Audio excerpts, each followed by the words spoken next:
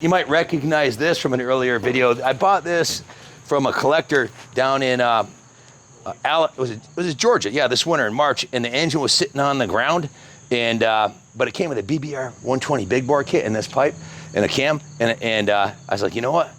I'll take I don't like buying basket cases unless it's for parts because you always missing stuff, but everything was there. The mechanic put this thing together, and I raced it at Mini Bike Mania, the Mini Bike Throwdown that Murder Cycles put on at Rice-A-Rama this weekend. So got a second place against, I did get beat by a two-stroke RM85. I don't know about RM85s being, two-stroke 85s being allowed in pit bike racing, but if those are the rules, I'm showing up next year with a gas 85. I'll be back, and we'll stand a chance because you can't compete against an RM85 on an XR100. But this is a really good one. Jeff did a good job. I love this bike. Stay tuned, we'll be doing custom graphics on it. It needs a new seat cover. It's ripped. It's got the original 2002 graphics on it, but I gotta do something with the suspension too, listen. Actually, it's not doing it right now, but it was really squeaky before. Needs some heavy springs and some lube.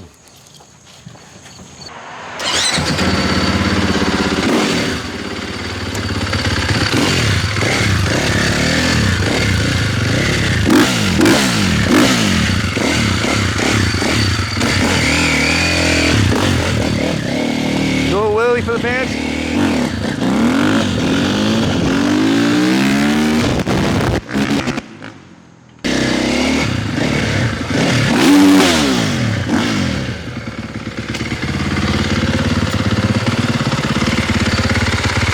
Guys, here's a bike that should need no introduction. This is the 2023.5 Gas 450 MC. 3 weeks. 21 days counting down to October 6th. We're going to be raffling this off. If you haven't got your tickets, go to KaplanCycles.com. And if you can't afford to buy one, you got to put up 10 bucks or 20 bucks or 10 bucks a ticket. The more you buy, the better chance you have. But raffle will be drawn here live. So stay tuned. Get your tickets today. You got the Three Musketeers here. This is the 1985 Kawasaki GPZ 1100, AKA Top Gun. I feel the need for speed bike right there. In fact, Justin's building a turbocharged version of this, so stay tuned. When's that going to be ready, Justin? This weekend. This weekend? Heck yeah. All right, well, good weather. There'll be a video out. Awesome.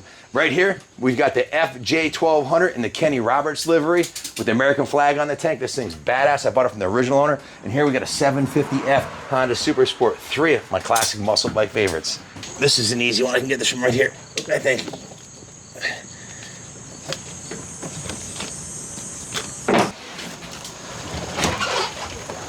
This thing is going to be absolutely stunning. I can't wait to get it all cleaned up. We're going to give it a nice detail and then bring it up to the Manic Mechanic and Justin and the Wizard and the boys and see if they can get her doing the 160 mile an hour speed limit again.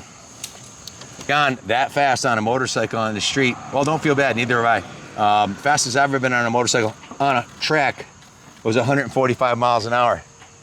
So what do you think of this badass ride? Feast your eyes on this bike, on this Bumblebee. You've been listening to my videos, haven't you? Oh, yeah. Check this thing out, guys. It's freaking absolutely stunning. This bike had me at hello. I just love these. This is a Kenny Roberts replica. Am I correct? The color scheme. Now, Billy Blythe bought one of these brand new in 1985. Is that correct?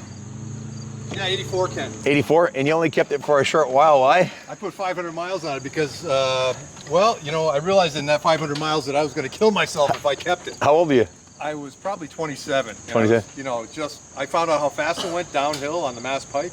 How fast did it go? 155 miles an hour on the pin, laying on the tank on the way home from my last ride. I said, that's it. You're a little better off with the RZ or RD. Yeah, smaller. Yeah. They finally did about 125, right? It takes discipline. But look at this bike. It's a beauty. Isn't it nice? It's got the Yamaha Racing Panic stripe all over it. I love it. And check out this touch right here. The American flag on the tank. It's just freaking beautiful. Guys, we haven't even washed this. This is exactly the way it came out of my friend's garage. Who's getting up there in years. He's in his 70s and he's moving to Arizona. So he sold me all 3 of his bikes. His 1985 GPZ he bought brand new. This FJ1200, which he bought brand new also. He's had these bikes forever. And he's kind of aged out like it happens to some people. And he's moving to Arizona with his wife. And we ended up, he wants me to redo these and find forever homes. So I said, I'm your Huckleberry. I got this. Guys, check this ride out now.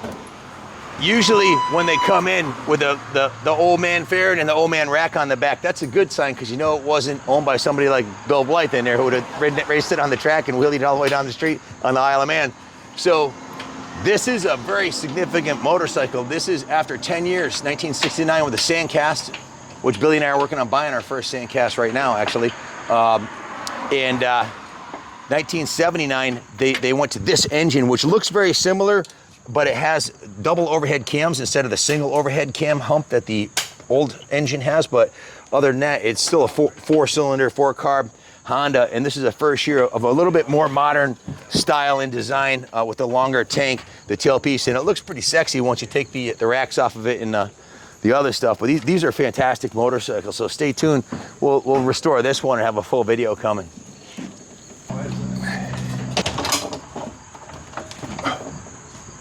Guys, feast your eyes on this absolutely stunning class of 1969. This is the first year of the Honda SL350. First year of Honda's, well, big bore. Most of them were mini bikes before this, but 350 cc's of twin cylinder power that would not only take you down the trail, down the highway, or down the Baja Peninsula. They're freaking bulletproof. They're fast, they're fun. And this one, guys, 3,428 miles on it. It is 100% original, right down to the exhaust, and this is called a K0 because all Hondas from that era, the first year was K0, and then K1 was the second, third, and then K2, 3, 4, 5, and so forth. But look at this exhaust. It's unheard of to find an exhaust like this without a single ding in it over here. It's perfect. This side right here, not a single ding in the exhaust. It's one of the reasons I was so hot for this bike. Original paint. The side cover's been repainted, but the fuel tank and the fenders is original paint. The saddle's original. Very low miles, and it runs really good. And guess what? It's got the original tires on it, which is pretty remarkable. I won't change these tires, even though they are, what, 50, what does it make them? 54 years old. So, I mean, this thing's an absolute antique. And guys, it's a really, really low serial number model. It's number 630. Matching numbers. This is exactly the way we got it. We haven't washed it, haven't detailed it, nothing. When you see it ready for the video, it'll look a lot better than this. But you can see the bones are all there. Original bars, original grips, original levers. The only item I know that's not original are the side covers, and the carbs were originally painted black, but they were taken off and cleaned in a tank and the paint was removed. We'll probably paint them black again and make it all original. So stay tuned for this one. 30. Guys, Justin just said that is a beautiful bike, and I think you will agree as I roll this stunning classic out. This is a Suzuki TS100, 1971. Guys, this is the original factory paint job on this bike with 1,793 miles on it. Really cool story. The guy that I bought it for bought this for his wife, and she only rode it very, very infrequently. And in fact, they're getting up there in years, so he decided to sell it to me. But look at the paint job on the tank, original. The frame on, he took it right down to the frame and had the frame professionally powder coated and did a nut and bolt restoration on it, which it really didn't need much with 1,793 miles, but he did bore it and put a new piston in it. This is one of the nicest riding 50-year-old 100s I've ever swung a leg over. It's like a brand new time capsule. It's literally perfect mechanically, and cosmetically it's stunning.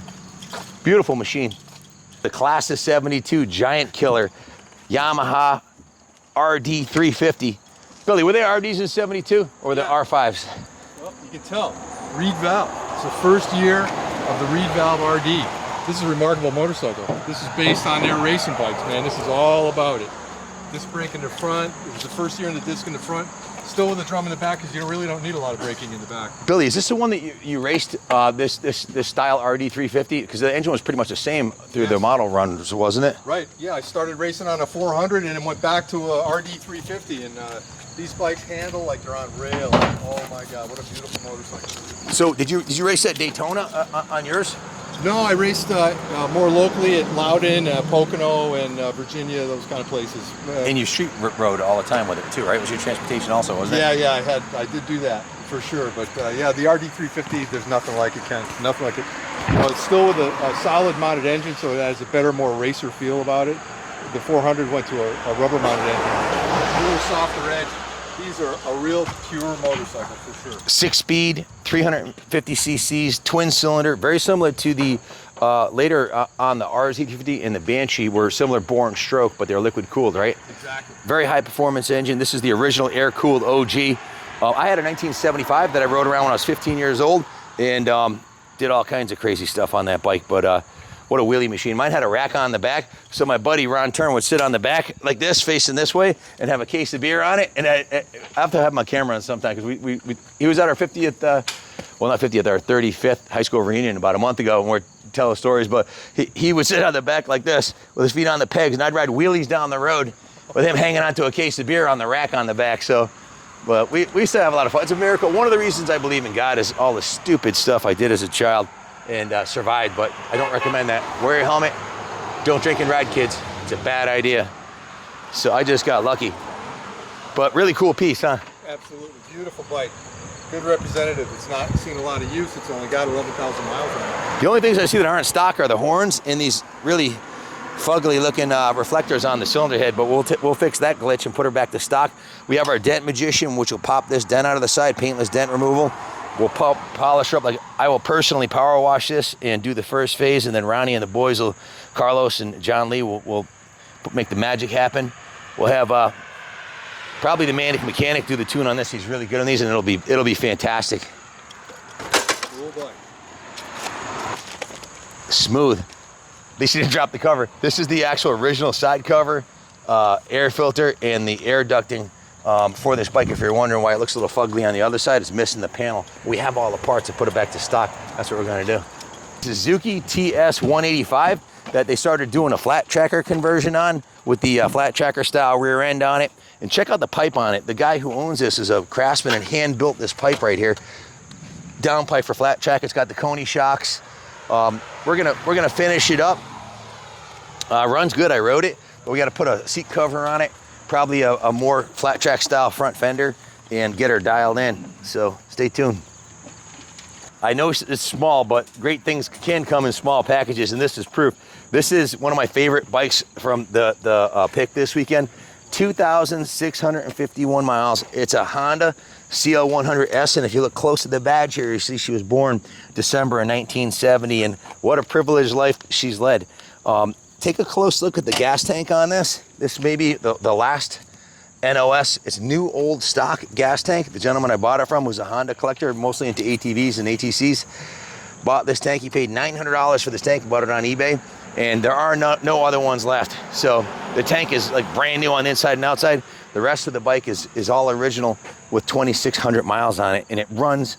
When I test rode it, she purrs like an absolute kitten. So we don't have to do anything to this. Just roll it into the museum. So stay tuned.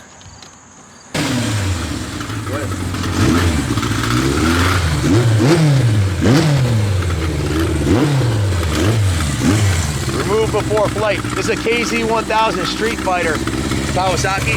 It's got a ZRX 1100 front end and a ZRX swing arm on it. Flat side carburetors.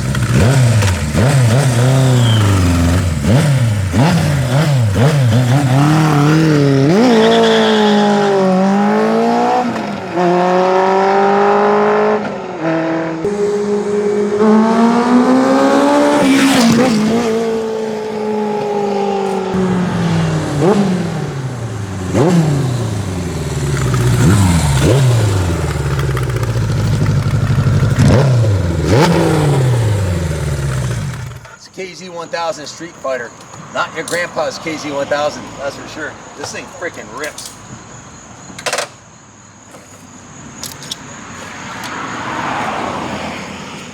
The best for last, not because it's the best bike, but the story is the best. I sold this to one of our friends from the Rice-A-Rama group there that she must have been, I don't know, 4 years ago, and it wasn't running. We sold to him as is. I don't remember what he paid for it. It wasn't much, but he took it and did a full restoration on it, and he also upgraded the front end to a more modern Honda CM400 brake system with the Comstar mag wheel and the Dunlop tires, and this is exactly the way I got it, from a Comstar mag on the back.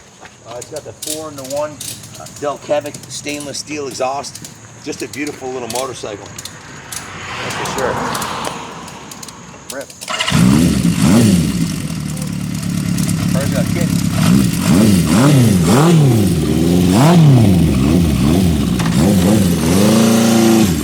I'm sure not running. Years later, totally restored. That's what I call a win-win.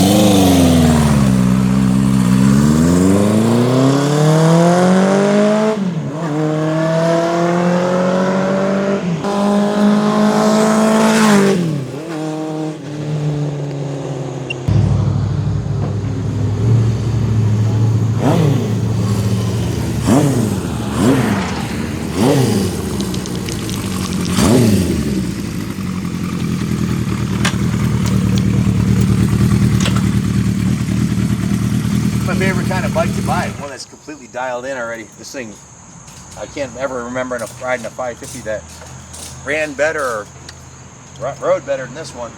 Thing's a diamond. Love the 4-in-1 exhaust with the classic styling of the original Honda factory paint job. The gold pipes and the brown metallic paint, man.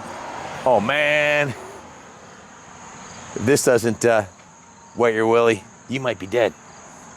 I'm all the way down here. Hard to believe all these bikes fit in the trailer, huh? Well, you gotta pack them in like a sardine. It's not our first rodeo. If you got a collection of bikes you wanna sell, give me a call at the shop at 860-454-7024 or on the cell. Numbers on the side of the truck. I will come and see you personally to buy your motorcycles if you're on the East Coast, and James will handle you if you're on the Midwest or down south. But we're looking for barn loads, trailer loads, truckloads of bikes. That's what we like to do, so we'll come see you. Show them what we got around. That's the CB554 with the Comstar wheels and upgrade.